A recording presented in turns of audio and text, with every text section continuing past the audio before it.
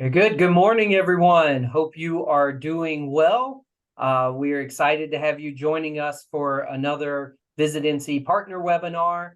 And we have something a little different for you today, but very excited. And it seems you all are excited too, because we've got a great number of registrations for it. So today we're going to be talking about everyone's favorite spreadsheet program, Excel, and how we might excel ourselves within the program. So I'm going to stop with the puns here, but to get us started, I would like to introduce from the Office of Professional Development at NC State University, Annette Jeffus, to tell us more about their program and then introduce our very special guest speaker.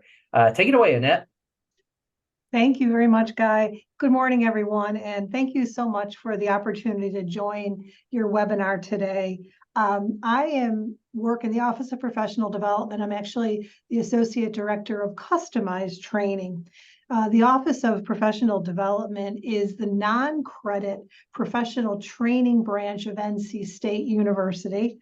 And we offer a wide range of training programs that include things from leadership development, project management, technology training, which includes one of our most popular offerings, which is Excel training. Our programs can be offered as open enrollment for individuals who want to register for them on their own, or they can be customized for a group or organization to meet specific training needs.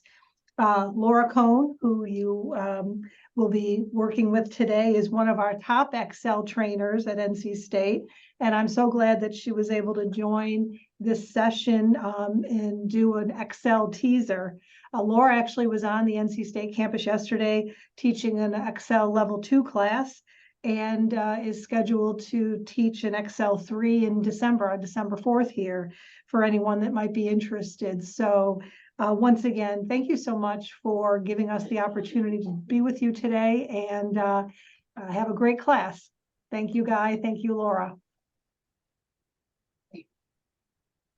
Okay, welcome everyone. I'm Laura, and I taught for NC State for many, many years now. And when I was given the opportunity to come over and show some information about Excel, I just jumped at the chance. I love North Carolina, such a beautiful state. We're so blessed. I just can visit anywhere within a few hours, from the mountains to the coast, and I just think it's a great state to live in and visit especially. So thanks for the opportunity. I'm going to share with you some tips for Excel, and I'm going to actually be demonstrating in Excel what I'm calling my top 10.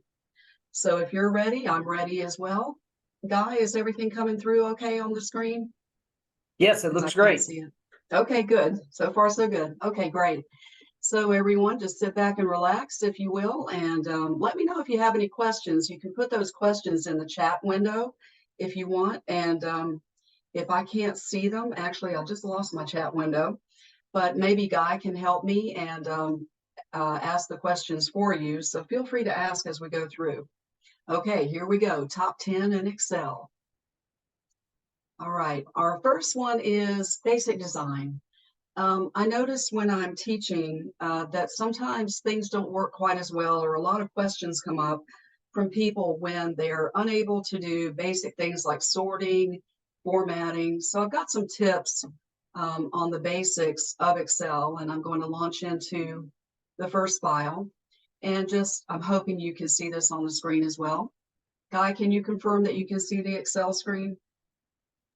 We can indeed. All right, great.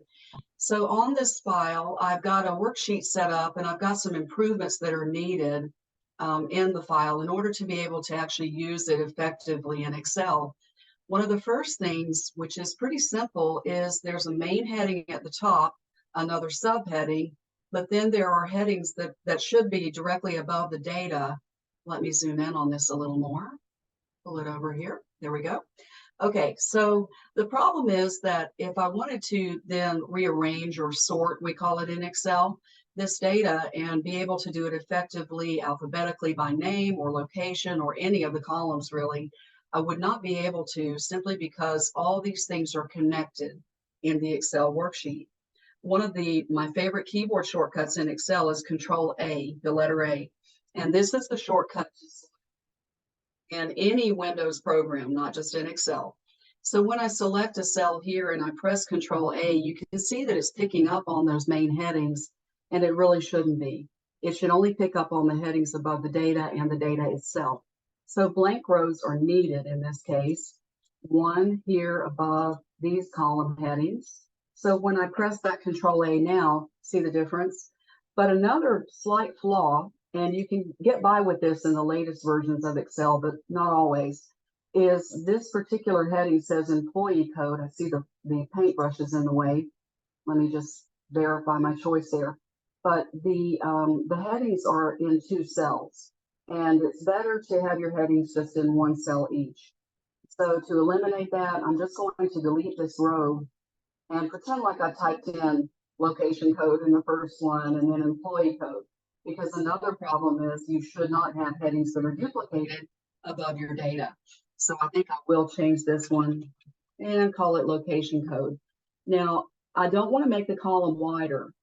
So if I want to keep the width that it is now, but still be able to keep this in 1 cell, but on 2 lines, then I can use the keyboard shortcut of Alt, Enter, and that will wrap the text. So we know maybe if we are Excel users that there's a wrap text command on the Home tab of the ribbon, but wrapping text is also available just by using the shortcut of Alt Enter, Shift Enter in Word. And back over here, then I could also just double click and hit home and type in employee, and again, Alt Enter, and that will make it wrap onto 2 or more lines. You can use Alt Enter as many times as you want. But now that I've done that, if I press Control A from one of the cells here, you can see that it picks up on all that data appropriately. Now that does mean that I would be able to sort just by choosing 1 cell in the column that I want to sort by. And I'll do that in just a few minutes. But you see it's not picking up below row 14. And that's because, again, there's blank rows. And this time they aren't needed. And so what I'm going to do is simply delete this extra row and maybe this one. And so now I'll press that Control A. Let me zoom out a little bit. So Control A, and look, it picks up on basically all of the data at this point. So you're definitely going to be happier if you follow some of those simple rules. Another one is an empty column. After your last column of information, I haven't filled all this in yet because I'm planning on doing some formulas in these columns to the right. But if you can, keep your data all in one area, that's really good for Excel. Consistency in formatting is also very important in Excel. This doesn't really have any need for it, but when you have dates in Excel, you want to make sure that you do apply consistent formatting for all of those dates, so that when later you decide you need a pivot table or you need to do some other more advanced things in Excel, that Excel understands that the data is a set of dates. Blank rows in the data have been removed, and then down at the bottom I've got a total or room for where I should have want a total, but I'm going to actually take that out of where it is now, and I'll do that just by inserting a new row above it. So when I'm building totals, and this is what I'm going to do now, I'm going to use the sum function, which a lot of people know in Excel is one of our basic formulas in Excel or equations. What I'm going to do is the keyboard shortcut for it. And you can find that shortcut if you look at your Home tab and look known as Auto Sum. Ribbon is full of commands up here, so I have to click in the editing group to even see Auto Sum. But once I hover over it, you can actually see the keyboard shortcut. So Alt and the equals key is the shortcut for Auto Sum. So from the cell that I'm in here, I can press that shortcut. Look, it goes up and grabs all the appropriate cells, which is just great. Another tip for you is to not have headings that are numeric. So instead of putting in just 1, 2, 3, 4, make sure that you've got some text in there. In this case, Q1, 2, 3, 4 serves that purpose of not having Excel select that number as one of the rows of data, if you will. So I'm going to press Control Enter here. Control Enter is just like regular enter, but it doesn't move me down. And so Control Enter keeps me on the cell with the formula in it. And a lot of people know this, but I'm going to be dragging this little shape known as the fill handle, F-I-L-L handle, to copy my formula going across. So without me having to keep using auto sum, it simply copies my formulas for me.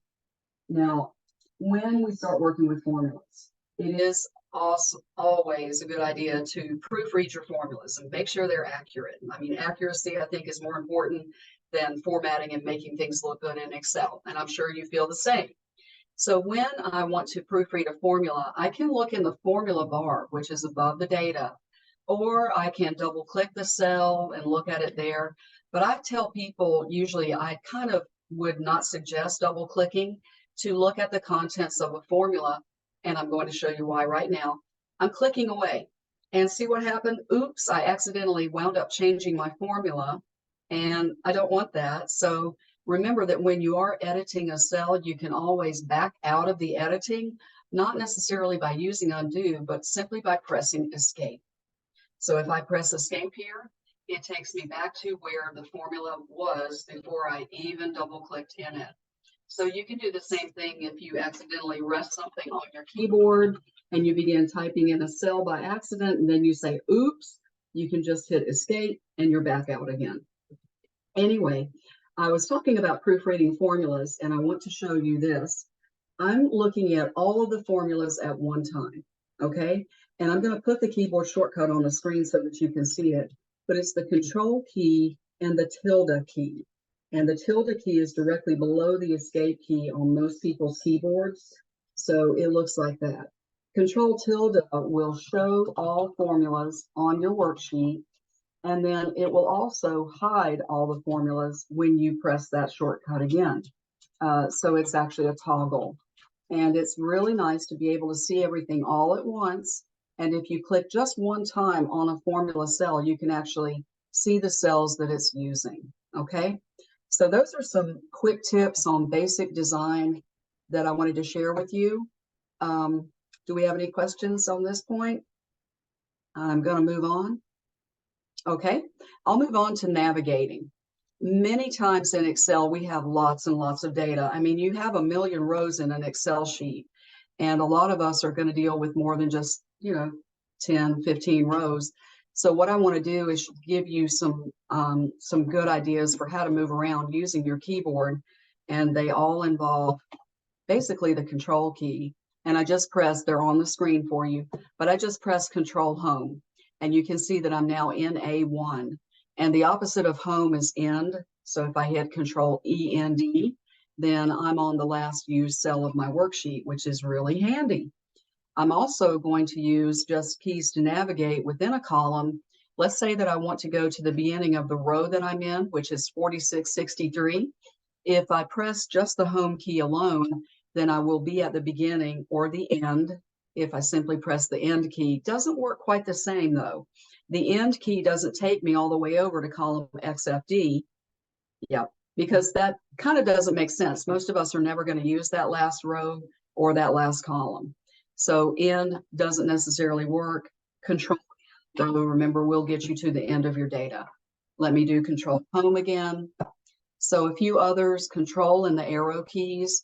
So I can make a circle, if you will, data by pressing Control right, Control down, Control left, Control up to move around quickly. But then if you need to select data, especially if you're going to do what I'm getting ready to, which is format my order dates. So my order dates here look like just numbers, but I need to select all of them. And what I've found before is that if I simply drag down, if I'm not pressing or pointing over the correct spot, which is this is the bad thing. If I drag down now, what I'm going to wind up doing is copying the date all the way down, and that's not my intention at all. So using the spot in the middle of the cell, and I've made my cursor very big for this demonstration, but in the middle of the cell is where you want to be when you're selecting. But even then, it can take so long to select a lot of cells that way. So Control Shift and the down arrow instantly grab all those cells for me, makes it so much easier. And what I'm going to do now is format them to make them look like dates. So if I double click my home tab to make my ribbon show, and that's another tip, if you want to hide your ribbon, the area where the commands are, you can double click on any of the tab names to hide it, or double click again to bring it back and make it stay put. So number formatting is what I want to do. And again, I can't see all of my commands, so I click the name of the group, and then I can change them from being general numbers into either short date or maybe long date, which shows me the day of the week they're on. Oh, now how many of us have seen these pound signs before? Oh yeah, we always get them. We shouldn't be, worried about them necessarily, because this is what Excel does when the column width and the format of the number, specifically a number format, don't match up. So if I make my column wider, then I will be able to see the dates with the day included. Saturday was January 2nd in 2016. But the whole point of this was really to be able to select a lot of cells very easily, especially for formatting. So I'm going to format these numbers as well. And I'm going to use Shift key to the right to select across, and then Control Shift down. And then I can make all of my numbers look the same, consistent. And I'm going to use this comma style, which is one of the accounting formats. The other one is the $ button, which is also going to show you accounting in the name of the category of formats that I'm using. Now, if I look away, though, I can see that quantity shouldn't have been formatted with $, and quantities really should be whole numbers usually, right? We don't buy 0.7 of something. But I'll go ahead and press Control Shift down and then go back to my number formatting. I'll use the comma style, but I don't want to see the decimals. And so I'm going to go across from there to the decrease decimal button. And as I'm clicking, each click decreases those decimals even more. But one thing you do want to be aware of when you're doing this is that the number that you have stored there has not been rounded. It is still the same number. So if you start using the quantities, in my case, in formulas, they're not going to show up as 24, 23, and so on to Excel. Excel still sees 23.7, and we have to be careful about that. We have lots of functions we can use to round things in Excel, but I'm not going to go into that this morning, okay? But the basic way of data entry is the last thing I'll show here. So if I press my Control End to get to my last used cell, then I press Enter and then Home. I'm just going to make up some data here. So I press Control Apostrophe because I want to copy from the cell directly above. And then I'll press Tab, and I can key in the date a lot of different ways. I'll put in 12/31, but remember, that's going to give me this year of 2023. And if I want 2016, then I need to put that year in as at least 2 digits. Excel is not picking up on my formatting, though, and that's a problem that we encounter. I'm going to suggest that in a few minutes, I'll show you tables. And if we start using tables to store our data instead of just ranges like this one is, then we can actually see that the formatting will automatically populate on all of the new rows that we add. So I'll do this, and I'll plug in a number here, 300, and I'm pressing Tab, and Tab is the thing that made the new row automatically copy the formula down from the cell above. So if you show the formulas, again, this new row that I've added simply copied the formula down for me the way that I need it. And all I need to remember is when you're adding data to a range, to use the Tab key. Just simply use Tab, and it will copy any formula columns automatically down for you. Okay? All right. So that's it for this worksheet. Let me do Control Home so I can get back to the top again. And I think I've shown everything I meant to on this, but do we have any questions at this point? I hope you are picking up some things. If you already know these things, great, good for you. That's wonderful. Okay, let me go across to the next one then, splitting names. This happens a lot. Whether we get our data from an outside source or maybe we created it, but we really probably don't want to put names in one column. The exception would be if you put the last name and then the first name in the same cell. For example, Burke Stephen instead, then you would be able to sort this alphabetically by both last name and first name. But it's even better probably if we use 2 columns for names. So I'm going to show you something that's been around in Excel for a long time, but it's really a very nice tool to have because it will split the names for you. So the first thing I need to remember is that I'm going to leave the first names exactly where they are in the column, but I need somewhere for the last names to go. And usually we want our last names and our first names to be pretty close to each other in the spreadsheet. So I'm going to insert a new column. I will do that by right-clicking over letter B and then choosing Insert, and my new column comes up. Now the paintbrush that you see is really helpful because it does want to know if you want the same formatting as either column on either side of where I just added, or if you don't want any formatting at all. If it gave you what you wanted, you can always ignore that. But I'm going to just change these headings, and this one will be called first. And my new one, tabbing over, is last name. And then I'll press enter. And from there, I'll press Control Shift down. Oh, that wasn't Control Shift down, apparently. Let me go back up again. Okay, move down 1, Control Shift down. I think I've worn out my keyboard to tell you the truth. Okay, so I've selected all the names. And now I'm going up to the Data tab on the ribbon. So once I'm on Data with the name selected, I can use the command Text to Columns.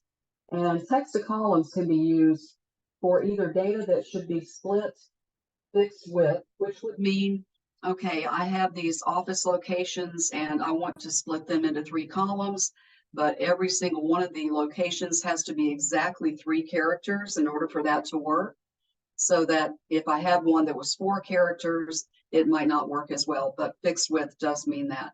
What I'm going to be using instead, because no one has the same number of characters in their first or last names, well, we could have duplicates, but if we don't, as more than likely we don't, we want delimiters to separate our data. So when I click next, it asks me what the separator is, or the delimiter, and it's not the tab, it is a space. So when I check the space, you can see a little preview shows up of what I'm going to wind up with. I'll go ahead and click next. This step allows me to change the formatting of either of the columns that I'm creating, as well as selecting a destination, but it will automatically assume that the next column over is going to be where your destination is for your new column.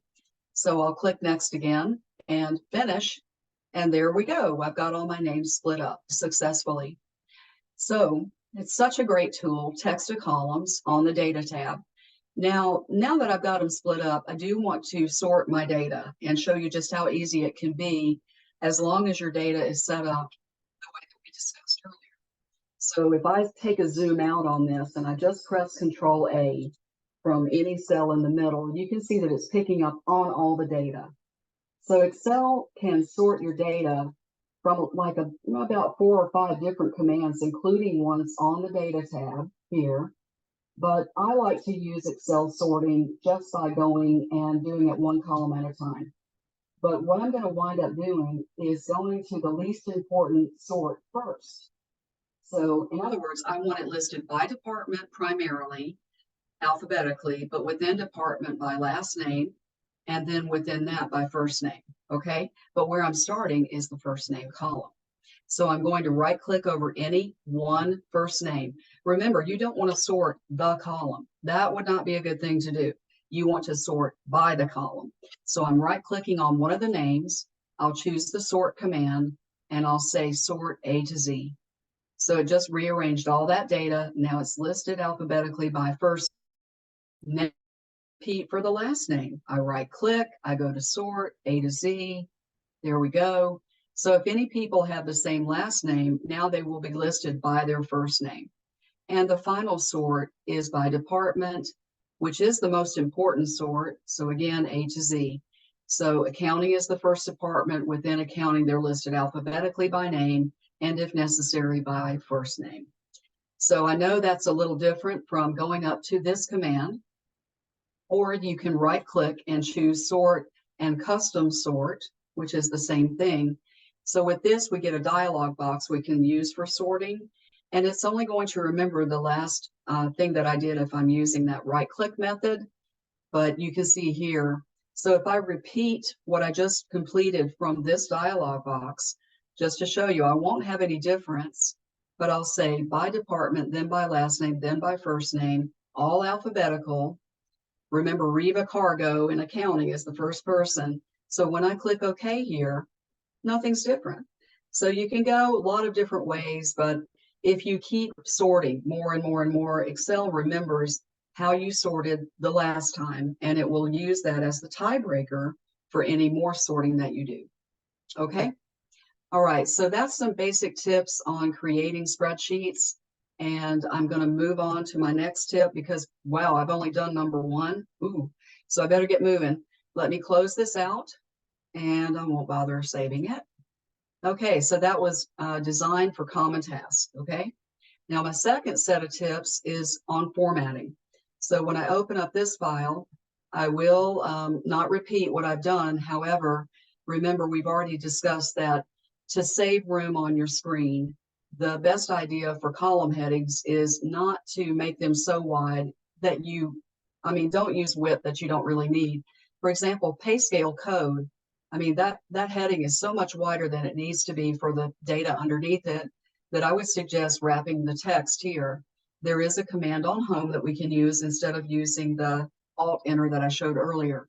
I think I'll go ahead and select all of row 1 over on the left and then wrap the text on all of it. And then once I've done that, I can see that, hey, nothing happened. Well, that's because it doesn't need to wrap the text. So what I'll do is go back and unwrap temporarily. And this is the tip for you, is to make the column the width that you really want. And in fact, before I do that, I should format all my numbers first.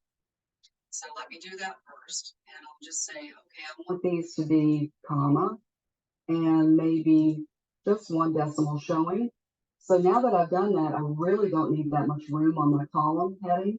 So I just made the column more narrow. You can't see the heading anymore. But now if I wrap the text, that one will show up on multiple lines. So change the width of the column first, or actually format the numbers first, then adjust the width of the column. And if you still you can't see your headings, then do the wrap text. Okay. Another tip for you on, let's say these 2 columns in particular, when we print in Excel, these columns are going to look like they run into each other. And I'll just do a quick file print to give you an idea. Oh, my box is in the way, but still, if I move over to where those columns are showing, then you can see that here they are. They all actually just look like one column. So it's probably not the best idea to have numbers left aligned because they won't line up on the decimal place that way. But I may not want to make these centered either, especially if they're not all the same number of characters. So what I like to do is indent them. So I'm going to indent this column and I'll click the button here. And as I'm clicking each time, see how it's just pushing it over a little bit. So it's still left aligned, but it's just giving a little bit of extra space. So I get that separation that I need to make it legible. Okay. Also remember that if you have headings above numbers and dates are numbers, I'll format these to make them look like dates again. And I'll just go with short date here. So dates are numbers, but the heading above them is text. And text above numbers, probably you want to either center or right align. So all of these settings, again, should be right aligned because they are over numbers. Now, at the same time, I'm not going to go through formatting those numbers again. I want to move on over to talk about themes for just a moment in Excel. Themes exist not only in Excel, but in PowerPoint. All of the Microsoft programs used to be called Microsoft Office. Now it's called Microsoft 365. But all of these products work the same way in terms of themes. So a theme is a set of colors, fonts, and effects that are part of your file. You can have one theme per file, except in PowerPoint where you can have more than one. PowerPoint's always got to be different. So what I want to show you is that when I click this cell, it's using Arial narrow. But when I click the drop down to look at my huge list of fonts, I can see Calibri Light and Calibri are listed under the heading of theme fonts, okay? But this data in the area here is not using that font or either one of the theme fonts. Let me click on this one, and you can see it is using Calibri. This one is using Calibri, and again, those are my theme fonts. So let's see what happens when I switch to a different theme. Oh, let me remember to tell you about colors. This green is the fill color of the cell, and it is a theme color. You can maybe make out there's a little bit of a highlight around it. This color, however, is not. So it is a standard color coming from down here. And Excel, again, if you're using theme colors and theme fonts, you'll really see the difference when you switch themes. So that's what I'm going to do next. I'll click on page layout for this. And then the themes button is on the far left. You can also create your own themes. And lots of people do that because they're trying to brand things. So it's a great idea. You can look that up online. But as I'm hovering over these themes, just notice how much is changing. But in the background, you should notice that this is not really changing. The font is staying Arial, and this color gold is not changing as well. But everywhere else, I have used theme colors and theme fonts, and that's why you're seeing the potential update of all this information just by me clicking the name of a different theme. So it's good to pick a theme at the beginning. If you don't choose one, you're always using Office. That is the name of the theme. So if you've ever wondered why you keep getting those same colors over and over again, that's why. Because all of these programs are using Office unless you change it. So I'll switch to a different one. I think I'll pick Integral. And you can see that, yep, this is different. This is not, because it wasn't using the theme font. So if I hit Control A, select that region, see how it skips the blank row above and below, then I can go to Home, make it follow the new theme font, and let's see what it is. Oh, 20th Century MT. Okay, so I can click this. And now if I change themes again, quickly, then you can see that as I'm hovering, the font is also changing. Okay, so use your themes, take advantage of them. All right, so very much aligned with themes are styles. So if I take a look on the Home tab, some ways to easily format cells is to use styles. And there are some in the formatting group. I clicked the wrong thing. It's actually right here. So you'll notice that all of these use the theme colors. And what you can do is apply one of these, or you can actually create your own style. And that's a good thing to do, because if you have special number formatting that you want and you're not seeing it or having to do a lot of work for it, you can build not only the font type of thing into a style, you can also build in the number formatting as part of a style as well. So what I'm going to do is this cell, which has been merged, is what I'm going to use to create a style. And I'm just going to add a little bit to it, like I'll make it bold. I'll change the color of the font, and I'll go with darker.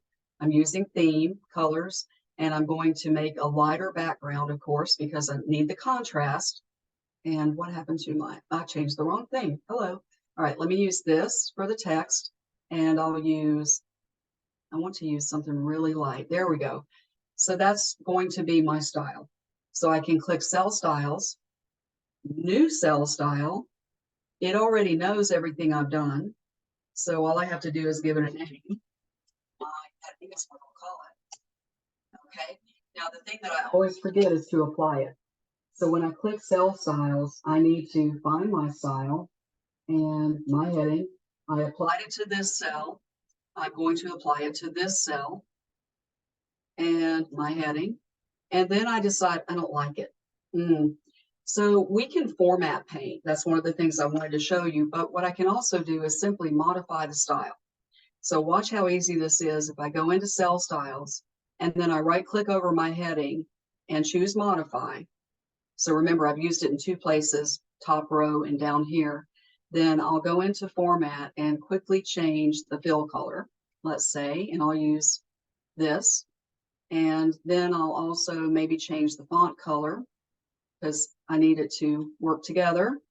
and then okay, okay, and boom, they both updated. So it's a really fast way to make things consistent, is to use styles, whether they are the ones that come with your theme, because you will have some, or you create your own. All right, real quickly, because I'm going to run out of time. I don't want to. I want to get as much in as I can of my top 10. But if you have done some formatting, and forget about the styles and the themes for a moment, but if you formatted one thing and then you need these others to look like it, you have to know the format painter. You can use this in all the other Microsoft programs. It's always in the same spot on the home tab. It looks like a paintbrush. So the trick is to be on the cell that you like the formatting of. Then you can either click or double click on the format painter, and I'll just click once, but then my cursor has a paintbrush attached. Then I click on this number 2, and look, it says 2, but it does have the look of 1. Now I want to do the rest of these cells all at one time. So this is where I double click on the format painter so that I can click and keep it on. So I can click again and again, and now all my cells look the same. And oh no, oh help, I'm dripping paint everywhere. Oh no. Yep, I do that all the time. That's why I'm an instructor and not a painter. So I'll click the paintbrush to put it back up. Now I'm thinking I don't really want those to have the red text, because they do. And I don't like the background either. What do? Yes, obviously I can undo, but you know what else I've learned? I can reverse paint. So if I click on an empty cell, I can pick up the paint, if you will, from that. So I can double click or click and just paint over. I should have double clicked here, but I'll paint over my mistakes. So let me pick an empty cell again, double click, click, do this, even take these back to what they looked like originally. Format Painter's great. So styles, you know, they're one way to go. Format Painter is also a quick way to go to achieve the same result. Filling borders. We all have probably used the fill handle if we've used Excel for a while. So I have a formula here, and what I want to do is grab this fill handle to copy the formula down. But when I do this, I notice that, uh-oh, I lost my border that was here to separate my totals. And so I want the border. What I can do is actually click this button called Autofill Options. It shows up after you've used the fill handle. You have to catch it before you make the next move usually. So if I click here, I can say, fill the formatting only, or fill without the formatting, which is what I want, so that it kept the formatting that I had before, okay? So if I filled in some averages over on this side, I could also use the fill handle just to copy the formatting of this going across. Watch this, I'm going to just drag across, and when I let go, it changes to total because it wants to copy the heading, but I say, no, I just want the formatting, and then it looks like the other cell, but again, with the same formatting. So I could have done this also with the Format Painter, but the difference is the fill handle is great for copying something that is adjacent to something else, like just drag over next door to copy either a formula or the formatting only in this case. Okay. All right, so I hope that's given you some tips on formatting. Oops, I almost forgot drawing a border. So if you take a look at this worksheet, it has lots of borders on it, but I'd like this one to look somewhat like it. So instead of me trying to remember to select ranges and go to the border button and choose the border that I need, what I'm going to do is simply draw my borders. And so I'll click on the pencil, and once I have the pencil, I can just draw what I want. So if I just want a line in between here and here, then I draw it, and here and here. And I think there was one right here. And if you make a mistake, like you've seen me do already, then then there's also a button for erasing borders only. So I can drag over this and get rid of the borders that I click, don't need. Then I can hit escape to get back out. Okay, that's it for formatting. Nope. Okay, let me move on. Formulas and functions. I don't know how much time I'm going to have for this, so I'm just going to show you one or two things on this one. I'm only on number 3. Okay, so formulas. My first one is auto sum. I showed you this shortcut before. Now this is a beautifully set up spreadsheet, If I press Alt equals, after I select the range of numbers and both places where I need totals filled in, that's the key, Alt equals. Boom, I'm done. Count A is one thing think everyone should know. We often need to know how many things we have in a worksheet. So in this case, I want to know how many names I have. So what I'll do is plug in a function here, and I'm typing, but I know this pretty well. So count is not the function I want because it only counts cells that have numbers in them. So count A is a function that is really awesome because it will count anything that isn't empty. So by the way, after I got count A to show up in the cell, you can type the name of the function, and when it appears in the list, you can use an arrow key to move up or down to the one you want, and then hit Tab to help out Excel complete the name of the function. And then you can select a range by selecting the first cell, and I used this earlier, Control Shift down, selects all the way down to the bottom of my filled in cells, and then I enter, and that completes it. So there are 40 names.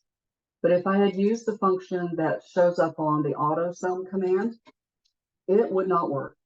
So if I say just count, which is the main function that a lot of people know, then you see I have 0 because those are text and not numbers. So remember count A because that one will count anything. Okay, let me see what else I can get done here. I do want you to see this. The sum function is awesome, and I'm going to use it again right now. So I'll press equals, and I'll hit enter, and there's the total of the sales numbers from above. But if I filter, which is something a lot of people do, in order to only show certain things in their worksheet, if I, for example, want to only look for Mullins, here's Mullins. Yep, but this total is still the same as it was before. So it does not care that I have now some rows hidden by filtering. The subtotal function, on the other hand, is one that will only show me an answer for what I have visible at the moment. So I'll plug in subtotal here. And this is, it's a little bit trickier. Oops, I got the wrong one. Subtotal. Okay, because you have to tell it what you want to do when you're subtotaling. And I'm going to choose number 9. So if I double click on the 9, it will pop up. And then a comma and the cells that I'm totaling again. And so right now, these two answers are identical. Okay, but if I filter again, and I'll just make it so I can only see Mullins and okay. See the difference? So this is the true total of just Mullins numbers versus this one still showing everything. It may be that you need both. So just remember subtotal is a great function. I'm going to skip the rest of this to save time, but I'm going to kind of jump to conditional formatting. I definitely think you should see one thing about that if you have not used it before in Excel. And I'm going to jump over to this. So let's say that I've got some cells in a column and they can be text or numbers, but I'm selecting all of them. I want to know if I have any duplicates because sometimes, duplicates are okay, but then again, sometimes they're not. So I can click conditional formatting, go to highlight cell rules, across and down to duplicate values. And as soon as I choose it, I can see that I have some already. So I can click OK. And now I see that, I may have a problem because I shouldn't have, in this case, 2 people with the same ID. Another thing that you can do now in Excel is sort by color. Now, remember, I don't want to leave these highlighted when I sort. So I'll click away. But if my data is set up all together, and it is, then I can right click over a cell with the conditional formatting and tell it to sort by the cell color, so it puts my duplicates together. Now, the really cool thing I think about conditional formatting is what I'm going to show you now. So I'm going to change the number for the second person. They shouldn't be the same as the other one. I'll put in 1,000, and then I hit enter. Conditional formatting now shows me that, there's no duplicate for either one of these numbers. So same thing here. Let's say I change this one. I'll make it 1001. And apparently no one has either of those numbers either. But later, if I create another duplicate, I'll see it immediately because it's still formatted as part of that range. Another great thing you can do with it, conditional formatting I'm talking about, is use it to show information kind of like a chart, but without creating one.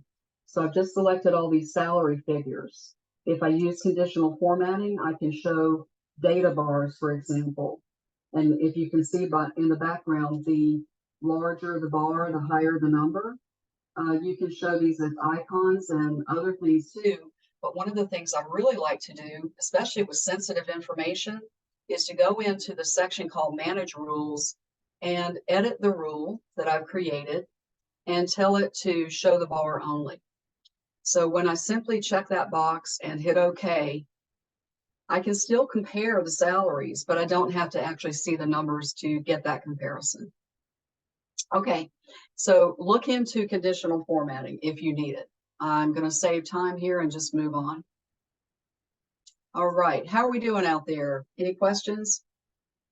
I do think this is one of my biggest tips for you. I keep saying that, but I love all of these things in Excel. I hope you're getting something you can use too. What I'm going to do is take this range and convert it into a table. It's not a big range, but it's big enough. And when you do this, is when usually you know that you need to add more data to it. And you want to be able to see formulas update immediately and some other things as well. So tables can be created from the ribbon by using the Format Table command on the Home tab.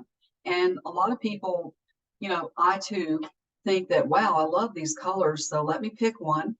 And then I say that, yes, my table has headers in the top. So, okay, and now it's a table. And we like this look because it can be easier to read with the banded rows. But what I don't want you to miss is what's on the Table Design tab. So this tab actually allows you to do so many things like insert a slicer. I'm going to click on Insert Slicer because I find myself filtering this data over and over again by certain columns, and maybe it's by the position. So if I add a slicer for the position and then OK, then as I click in the slicer on a position, it actually filters my data without me having to go and click this and click a box and then hit OK. So it's like one click and I'm filtering. You can even do things like get two positions showing by using the Shift key or the Control key. It's just awesome. And then I'll clear that filter off. So that's only if you convert your data to a table. And here's another thing about a table, and then I'll stop. If you go to your Table Design tab, there's also something called a total row that you can add just by checking a box. So when I check the box, a new row appears at the end of the data. And if I make it larger, you can see there's a total. Let me uncheck it so you can really tell. See, it's gone. Now it's back. So if I click this, you'll see that, oh, it is the sum of the column. And I can get sums or even averages for any of these cells within this. I need to know how many people again. So I'll tell it count. I have 124. But the really cool thing is that I can filter now. Remember, my slicer is back up here. I should have brought it down with me. But if I say, okay, how many associate analysts do I have? I click there. 13 is my answer. They have an average of 10.86 years with the company, and the total salary is this. It's amazing. It took me less than, a minute to do this. So convert data like this into tables, and FYI, they don't even have to look like a table because there's a table style that says none. Does that look like a table? Not really. So if you don't want it to be, have that banded row, it doesn't have to. All right. So tables, let me get out of this one and move on. I don't know if I'm going to have enough time for everything. Again, I kind of, once I get going, I just, so I apologize for that. But professional print options, I'll show you maybe just two things, especially for larger printouts. A print area is one thing that maybe you've printed the selection before. Print areas, maybe you've used as well, but in case you haven't seen, let's say that I never want to print this information on the side. So I can hide the columns. I can do a couple of things, but what I'll do instead of saying this is what I don't want is say this is what I do want. So if I press Control A, then it selects my data. This is what I want to print and only this. So I'll say page layout and then print area and set print area. And now I can click away from it, but Excel understands that if I go to print this worksheet and it's 14 pages, oh dear, that if I keep going on to these other pages, eventually when I get to the end, there's none of that data over here. So it's only going to print the print area. Another big help if you have larger spreadsheets is what I call shrinking. So I don't think I can shrink all of this down to fit on one page. Well, maybe I can, but who can read that? No one can read that. So instead of shrinking it down that much, one of the things that if you looked at this, I've got a print area, and I think that, would probably fit, Excel could probably fit this many columns on one piece of paper, but I don't know how many pages it could take to get all of it going down. So what I can say is, okay, Excel, let's see if we can fit all the columns on one page. And I'll do it from here, fit the columns on one page instead of what I had. And I went from 14 down to 5 very quickly. I think we don't want to shrink too much because maybe our eyesight is great, but maybe the people that need to see this, they may not be able to read it. We want to keep it legible. So when I did the shrink the columns or fit the columns on one page, it actually gave me a magnification of 78%, which is on the border, I think, of what most people would want, but it's not so bad. So 78% I'm willing to live with. There's one last thing to show you, and that is I can actually zoom in on this a little bit more. When I get past page 1, I have no headings at the top. And that's a real, not making it easy to read. So I'll hit back. And I'm going to create something from here in this view because I can't do it when I'm in the preview. You can't do everything from one view in Excel. So I'm going to create print titles. And a simple print title for a row to repeat at the top of every page of my printout is to just highlight row 1, which I've clicked on back over here. It shows up here. Now, if I needed a column on the left of every page, then I would select that from this other box, but I don't need it. I'll go straight to the preview and I'll look at the pages and they all have my headings on the top. So don't try to copy and paste to make things appear in a printout more than once. This is going to do it. I never have to change it again. All right, that's it for number 6. Do I have time for 7, 8, 9? I don't know. And even 10? Viewing options, freeze panes is what I would show you here. I think I'll skip that one. Lookups, I don't know about that. Charts, let's do this. Okay, if you want to create a graph or a chart in Excel, Alt F1 is a great keyboard shortcut to use. But the first step is actually more important. The first step before you do the Alt F1 is to select the range correctly. So sometimes when people select ranges, including me, I try to cram everything into one chart. And that's usually not a good thing. So when we're charting data that has totals, you may want to put totals and averages, things like that, on a separate chart. So I'm just going to click in the background and hit delete. Let's say I want the totals to be charted. I'm not going to include the grand total as well, because I'll wind up with small columns and then one great big one that's made up of all the other small ones. So I'll stop here, but the range that I'm selecting specifically is F4 through F14. Now I need headings to go with that because Alt F1 just for that alone doesn't really mean anything. And so I'll create the chart by holding down the Control key and dragging from A4 through A14. So the really important 2 things, the Control key held down for the 2nd, 3rd, 4th column, but also you have to start and finish selecting in the same rows. But now Alt F1 gives me a much better and more meaningful chart. Okay, other charts are created by row. So I'm going to drag across this item 4. I'm going to grab the totals from the bottom, holding down Control, dragging across, again, starting and stopping in the same spot, Alt F1, and there it is, with my headings from row 4. Okay, quick tip, I'm done.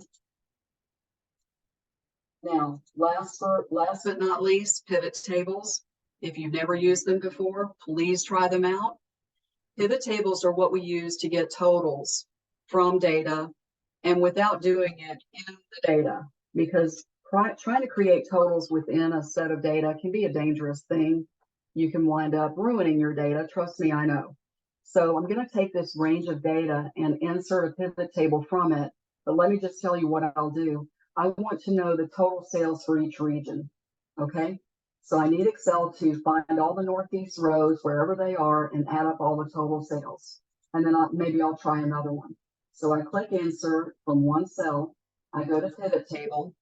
It asks me where to put it. You really do want to put these on a worksheet away from your data, because pivot tables by nature can grow and shrink and you don't want them to grow over your data. So I'll say okay to a new worksheet and I'll click region, and then I'll see how the region labels come over, and then total sales, and boom, there it is. Now you do have to tweak pivot tables just a little bit. I might want to format the numbers and make them look more like dollar amounts. And then I can change the headings also so that they're meeting. And FYI, I'll leave this like it is for now, but you know, which one is the biggest seller? I can't really tell, but if I press Alt F1, there's a chart. So pivot charts are what these are called, but they're just the same as any other chart in the way that they act. You can get your total so quickly by pivoting your data. And then if you want creating a chart, you can have more than one pivot table on a worksheet, but you can also wait and have separate sheets for your pivots and then pull them all together to create what is known as a dashboard. So you can see those key metrics that you're after at a glance.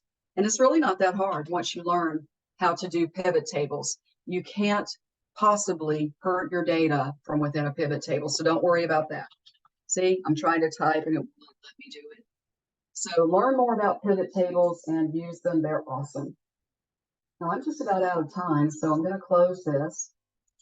Thank you so much for your attention. I wanted to point out, I'm willing to answer questions, but can I show just two things? We have Excel classes offered through Office of Professional Development, and here's what's in level 1. Take a quick look at that. So a lot of what most people would need, including things like those print titles, is in level 1. Here's level 2. Pivot tables are part of level 2, as well as charts and tables. And then level 3, which Annette mentioned at the beginning, is being offered at McKimmon Center on December 4th. So if you're interested, we'd love to have you. These are some of the other classes that I personally offer through McKimmon Center. So I'm, open to suggestions. If you would like to come and take a course like that at McKimmon, the website you can get to from here, take a picture. Or also, I just want to thank you very much for your time. I hope it was worth it. Laura, Okay. this was amazing. Thanks. And I I know love Excel. I've seen one of the comments, and I feel certain as well. We will have a recording of this and shared on our partners page. So Okay. if you are interested, those who participated, and need to go back, and because your mind was blown like mine was on several things, you can rewatch the tips and be able to do it at your own speed. I do want to let everyone know, Laura especially made this just for us. This is normally at least a day-long class, if I'm not mistaken. Oh, yeah. And so to squish it all within an hour has been wonderful, but also possibly in the best way overwhelming of that. But as someone who is in Excel a lot, I know there are at least 5 things that I've already got notes that I'm going right into later today, and we'll go back and watch this and pick up on some other things. Does anyone have, before we wrap up, does anyone have any questions that they would like to ask at this time? Give a moment while we wait to see if anything else comes back in. Just a reminder, our next webinar is, I've got to consult my calendar, December 14th. Once again, December 14th, we'll have our friends from the Department of Natural and Cultural Resources joining us to talk about their plans for the upcoming year, including what they have in store as part of the America's 250th anniversary celebration. So we'd love to have you all back again, December 14th, where we'll have special guests from the Department of Cultural and Natural Resources, or excuse me, Natural and Cultural Resources, to talk about America's 250th celebration. That's great. All right. Laura, I think you've all left us like mind blown again. So we don't have any direct questions right now. We will, I guess we'll all take a look back at what we've learned and hopefully put it to use. But again, as Laura mentioned, she is available for those day-long workshops. You can find out more at the McKimmon Center. And I know that the Office of Professional Development there at NC State and the McKimmon Center will also be able to do customized training. So if you have a larger group, or if you want to combine a couple of areas within your county and have a specialized course done just for you, they are happy to set that up. And if it's Excel, they'll probably be asking Laura if she can make your dates and times work. Absolutely. Thanks so much. Great. Well, that will conclude us for today. Again, you can find a recording of this webinar at partners.visitnc.com. And we look forward to having you join us again December 14th as we talk with DNCR and America's 250th. Have a great day, everyone.